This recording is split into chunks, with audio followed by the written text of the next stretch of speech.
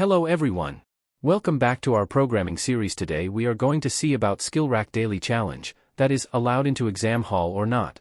The code is a simple program that calculates the percentage of attendance for a student and checks if they are allowed to enter the exam hall or not. Let's analyze it line by line. #include stdio.h. This is a preprocessor directive which tells the compiler to include the standard input-output library in our code.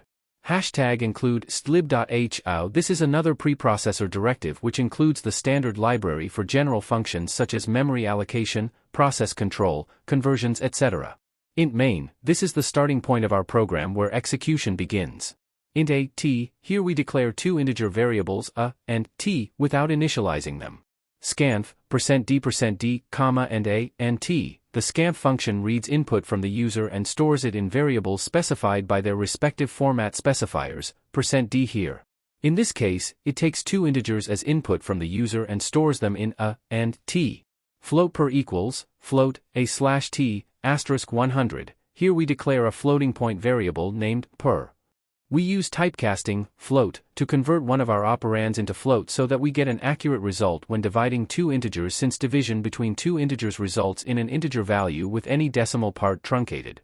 If per is 75, printf, allowed to exam hall, else, printf, not allowed. This is an if-else statement which checks whether the calculated percentage, per, is greater than 75 or not.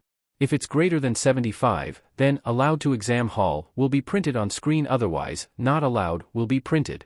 In terms of programming concepts, the code takes in two integers, calculates the percentage of the first number over the second number, and if the percentage is greater than 75%, it prints allowed to exam hall, otherwise it prints not allowed.